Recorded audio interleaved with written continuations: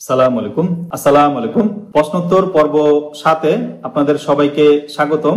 আজকের প্রশ্ন হলো, বাচ্চাদেরকে অ্যান্টিবায়োটিক খালি পেটে খাওয়ানো উচিত নাকি ভরা পেটে খাওয়ানো উচিত? এই প্রশ্নের উত্তর হলো, অ্যান্টিবায়োটিক সিরাপ বা ড্রপ বা ট্যাবলেট বা ক্যাপসুল যেটাই হোক না কেন, সেটা সবসময় বাচ্চাদেরকে খালি পেটে খাওয়ানো উচিত। বাচ্চাদেরকে যদি ভরা পেটে অ্যান্টিবায়োটিক খাওয়ানো হয়, অর্থাৎ খাবার খাওয়ার পরে যদি বাচ্চাকে অ্যান্টিবায়োটিক খাওয়ানো হয়, তাহলে অ্যান্টিবায়োটিক বাচ্চার খাবারের সাথে মিশে যায়, অ্যান্টিবায়োটিকের অ্যাবজর্পশন ভালো হয় না, অর্থাৎ পাকস্থলী থেকে অ্যান্টিবায়োটিক পুরোপুরি বাচ্চার শরীরে ঢুকতে পারে না।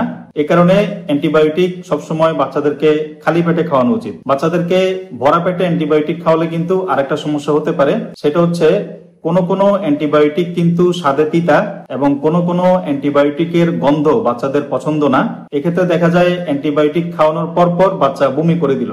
এখন বাচ্চাকে যদি ভরা পেটে অ্যান্টিবায়োটিক খাওয়ানো হয় এবং বাচ্চা যদি বমি করে দেয়, তাহলে একই সাথে ওষুধ এবং খাবার দুইটাই বমির সাথে বেরিয়ে যাবে। এ কারণে অ্যান্টিবায়োটিক জাতীয় ওষুধ বাচ্চাদেরকে সবসময় খালি পেটে খাওয়ানোর চেষ্টা করবেন। স্বাস্থ্য সম্পর্কিত নির্ভরযোগ্য ভিডিওর জন্য আপনারা আমার এই ইউটিউব চ্যানেলটিকে সাবস্ক্রাইব করে রাখতে পারেন।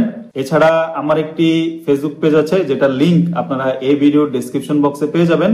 আপনারা আমার ফেসবুক পেজটিকে ফলো করতে পারেন।